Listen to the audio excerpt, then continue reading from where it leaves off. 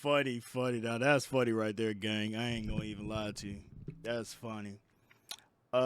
Question.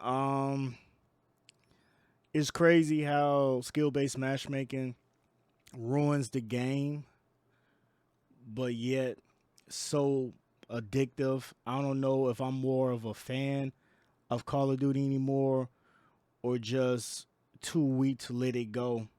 I mean, I've been playing Call of Duty since Modern Warfare 2, and yet skill based matchmaking has ruined my experience in the last couple years of playing Call of Duty, but yet I can't stop playing it. I mean, I can answer that question quite easily for you, bro. Like, on some real stuff, and this may sound crazy. I was thinking about this a couple days ago. Good question, by the way. Very good question. I was thinking about this a couple days ago, and granted, I'm not no big time streamer or anything like that, or whatever the case may be. So just take what I say for food for thought. But yet, just hear my point out though. When it comes to Call of Duty, and not just Call of Duty, but a lot of practices that game developers are starting to take. App developers been doing this for a minute now.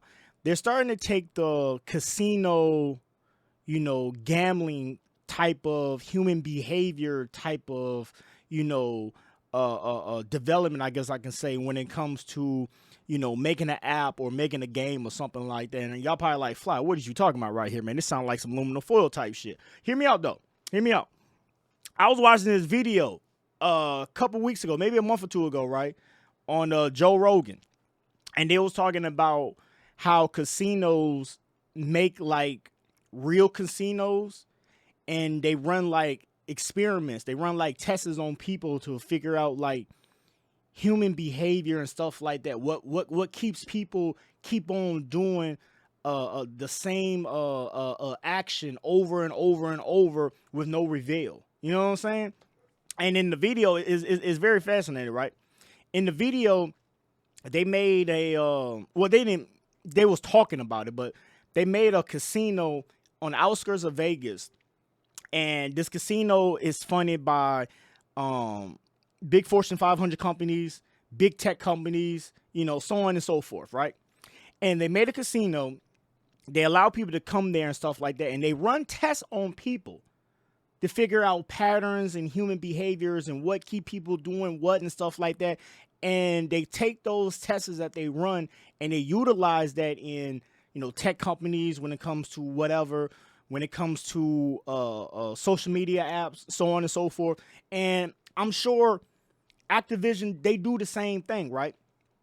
And when it comes to the studies and stuff like that, right, they see that people's behavior and actions are very receptive to, flashy lights, things happening, very quickly, very constant, a sense of satisfaction of doing good. You got things popping up on the screen and stuff like that. Like, look, when you play a slot machine, right? You play a slot machine, you got things popping up on the screen, things making noises, colors, and all types of stuff like that. And in your mind, you're thinking that you're doing something good, but in reality, you're not winning nothing. Or you break even, or you win a couple of cents, so on and so forth. What does Call of Duty do? They do the same thing. As you're playing the game and stuff like that, you got things popping up on the screen, making noises, music playing and stuff like that. You're being tricked to think that you're progressing in something when really you're not progressing in nothing. You feel me? Same thing with the casinos where, when somebody, plays a slot machine or whatever the case may be, what is their ultimate goal? To win, right? That's their ultimate goal, to win. To win some type of fortune, a life-changing fortune or $10,000 fortune, whatever that, satisfaction might be, to win something, right? And when you play it, you put your money in and stuff like that with the mindset and the idea that if I play this, I have the opportunity to win it big or win more money that I came in with or something, some type of gratification out of it. It's making noises, is lighting up, is doing this. And in reality, you only won 50 cents or in reality, you only won $5. But your mind is being tricked right then and there to, oh, snap. Well, if I just won $5, let me try it again. Oh my God, I won another $5. Okay, if I won $10, let me try it again. Okay, I lost $1, but I only lost $1, but I'm still up 9. Let me try it again. And that's where the cycle starts. And it just slowly gets worse and worse over time. You know what I'm saying? I'm sorry, but the more that I think about it with skill-based matchmaking and how everything is laid out in Call of Duty, I know this might sound like some aluminum foil type shit right here, bro, but I wouldn't be surprised. If Activision is one of those Fortune 500 companies that has donated, development, research, putting money into this experiment that they do in Vegas, and I'm sure they do it in other places too as well, where they figure out people's pattern and behavior to try to keep them hooked to it. Because what I just explained to you is no different than from what Call of Duty does. You go to a casino with the hope of winning. You play Call of Duty with the hope of what? Winning, getting a lot of kills, so on and so forth. You got things lighting up, things popping up on the screen, new gun challenge, new headshot, just boom, boom, boom. Like, it's just, you're seeing all this stuff just pop. It's just like a slot machine. Call of Duty is literally, at this point in time, it's like a slot machine. Play a slot game and see all the things that's popping up on the screen and making it seem like you're doing something good, but in reality, you're not winning nothing. And use that same mindset when you play Call of Duty. It's the same thing. How the hell if I'm going negative in a game, but yet I got things popping up on the screen, awards, accolades, achievements, all this stuff that's popping up on the screen, making noise.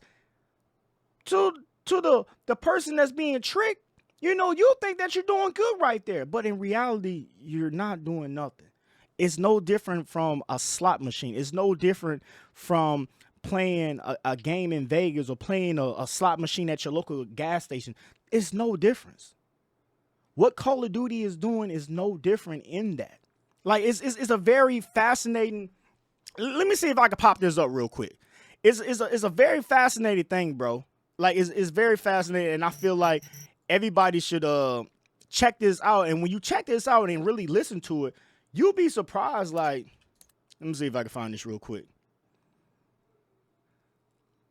Like, check this out, y'all. This is gonna blow y'all mind right here. I live in Las Vegas, which happens to be a good town to think about why the hell can't we moderate, right? Now, when you live there, you see all kinds of wild stuff, right? But to me, what's always been the strangest has been the slot machines. So you've spent time in Vegas. Yeah. It's like they're in the casinos, obviously, but they're in the gas stations, the grocery stores, the restaurants, the bars, and the airport. And they're not sitting empty. Right. People are playing them around the clock. Yeah. So I'm like, what the hell is up with that? Just plays in your dopamine. Well, and it doesn't make sense because everyone knows the how. And that's what it is. Call of Duty plays into your dopamine because when you get that dopamine hit, you get that dopamine hit from accomplishing something. How am I going negative, but I got things popping up on the screen, tricking my mind to thinking that I'm accomplishing something? I'm not accomplishing nothing. I'm not achieving nothing. I'm losing. But I'm getting tricked to believe that I'm doing something good. I may didn't win the game. I may win negative, but I just unlocked this attachment. I just unlocked this daily challenge. I just unlocked it. It's the same concept. Activision is doing the same concept that they do at the casino, that they do for slots. And you wonder why people sit there, every time you see a slot machine, you never see a slot machine just empty. Somebody is playing it. Call of Duty is doing that same thing. We sit here day after day after day after day complaining about this goddamn game, but what do? We still play it. That's crazy, bro. We sit here complaining about this game 24/7, 365, but yet we still play it. We still give it money. We buy the game. We buy the bundles. We buy the season pass. We still contribute on top of us complaining. Just listen to what he got to say about this. house always wins. Yeah, it's not. It's like a numbing thing. They just Yeah. sit there and press the buttons and press the buttons and press the buttons and hope they make money. Yeah. So I just And just hear what Rogan just said right there. You just press a button. You just press a button to hope to win money. Call of Duty is one of the easiest pickup shooters that you could possibly play. A child can play Call of Duty. It doesn't take a rocket science to play Call of Duty. There's nothing about Call of Duty that's difficult. Especially when you got skill-based matchmaking, aim assist, all these things pretty much carrying you along. There's nothing difficult about Call of Duty when you really think about it. Yes, there's a plateau of good players, average players, and low players. But when you just think about just the ditch of Call of Duty and the fundamentals of Call of Duty and how it operates and mechanics, there's nothing difficult about Call of Duty. You can give a controller to your 2-year-old son, and I bet he can get a kill in that match. There's nothing difficult about Call of Duty.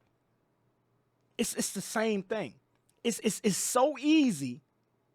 So when you do good, it's gratifying. So you tell yourself, and you start to get tricked over a time like, this is so easy. I can get 100 kills. I can get 50 kills. Bro, it's just like a casino, dog. decide, all right, like, I'm going to find out how a slot machine works. Why do people get hooked on slot machines? That's the question.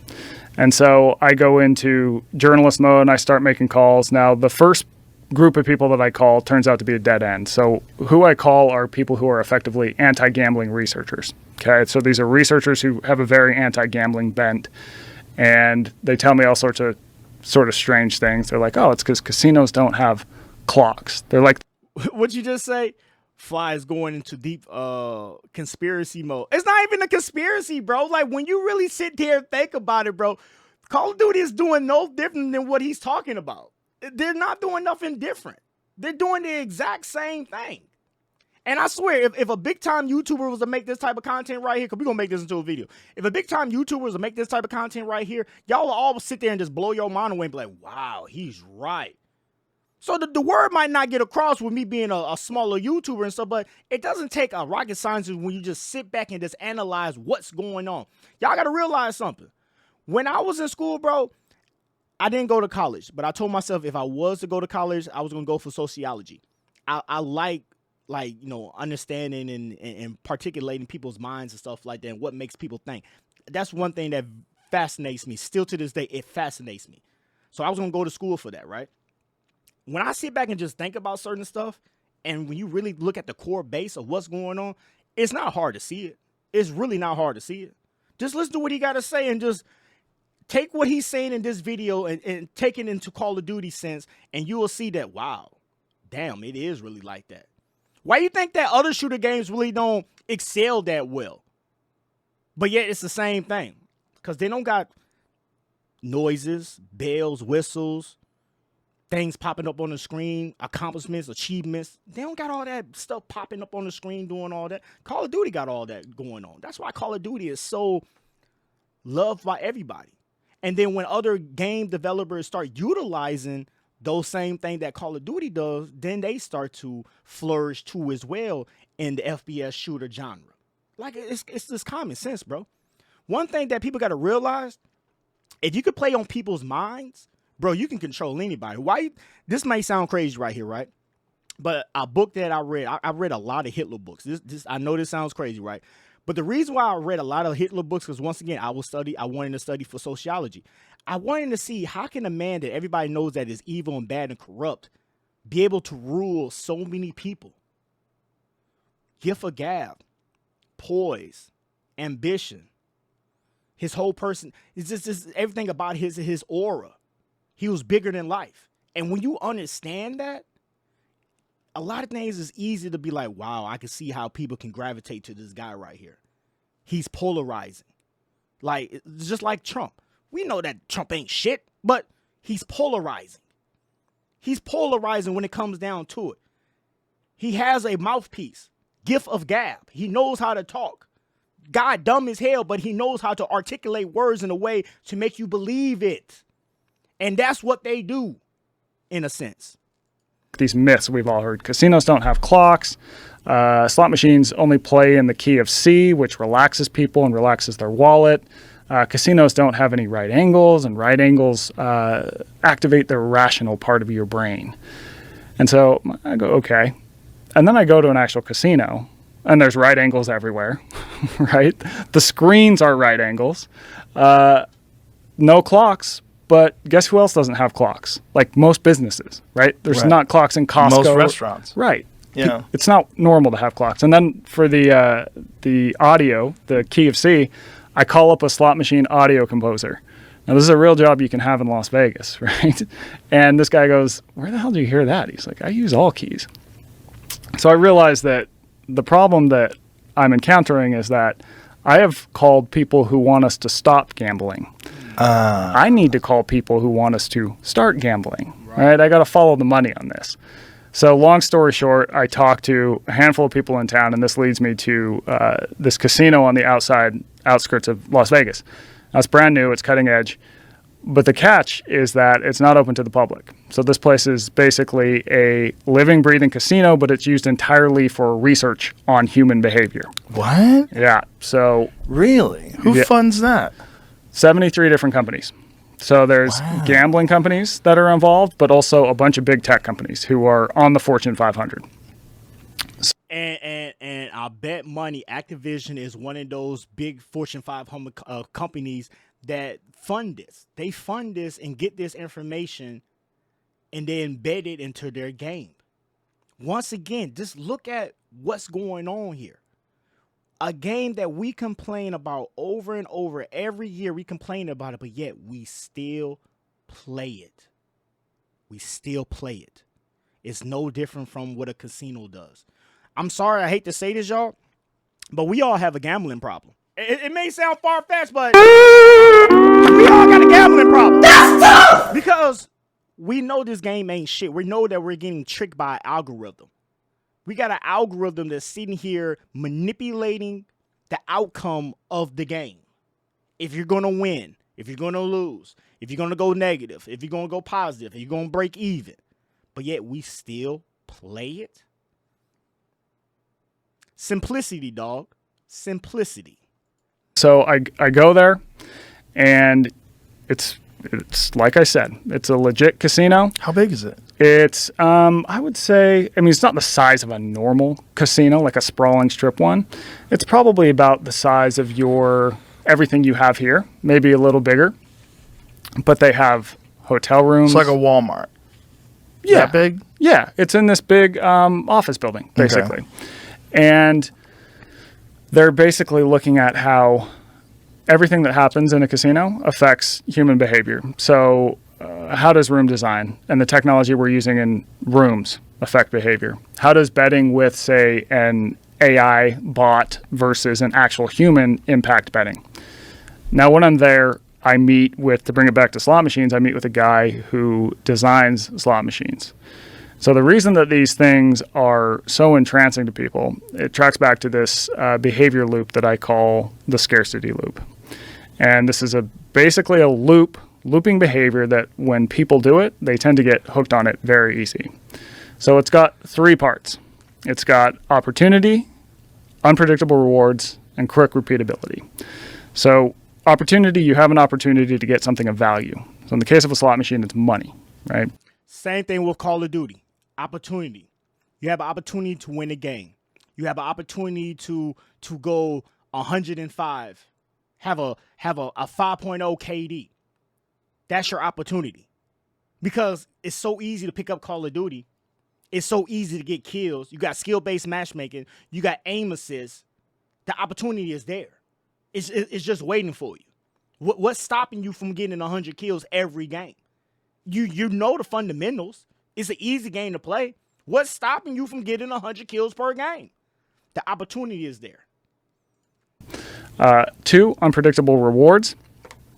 You know you're going to get the thing of value if you continue the behavior, but you don't know when, and you don't know how valuable it's going to be. So with the Same thing. You know that you're good. You know that you can go positive, but you don't know how positive that you might go. You might go 5-3. You might go 106. You might go 50-20. You just don't know. But you know it's there though, and it's easy to do. It's the same philosophy. The slot machine game, when those reels are spinning, you could win nothing. You could basically lose your money. You could win a couple dollars, or you could win a life-changing amount of money. There's a fantastic range of things that could happen. And then 3, quick repeatability. You can immediately repeat the behavior. So with slot machines, the average player plays about 16 games a minute. And that's different from all other habits. Like most habits, you don't immediately repeat them. And that's the same thing with Call of Duty. You can repeat the behavior over and over again very quickly. As soon as you die, boom, you're right back into the game. Boom, you're right back into the action. There's no time loss. It's just boom, boom. Constant action. And people wonder why the spawns are so broken. Because they want you to be in constant action. Why do you think these other games, when it comes to first-person shooters, they really don't do that well over a long period of time? Because it's not constant action. You got a game like Battlefield. Why does that don't do good? Because you're on this big map and you can go 30 seconds to a minute and not see no enemy. It's not constant action. Same thing with Rainbow Six Siege. You can go minutes without seeing nobody. It's not constant action. Call of Duty is constant action. Small maps, unpredictable spawns, people spawning behind you, you spawning behind people to get revenge kill. It's just boom, boom, boom, boom, boom. Constant. You back out of a game, you get back into another game, boom, you're right back into the action. It's the same thing, dog. It's the same thing. Now, the reason that people are so interested in this, companies, casinos, is because that this sort of 3-part system I just laid out, it can get people to repeat a lot of other behaviors too. So it's in social media, it's in sports gambling, it's in dating apps. Even companies like gig work economy companies are using it to get people to work longer hours. It's being leveraged by the financial industry in a lot of personal finance apps, and on and on and on. It's become, it's been embedded in so many of the products, even institutions that influence people's lives, because it is so captivating to us. We tend to get hooked on this 3-part system.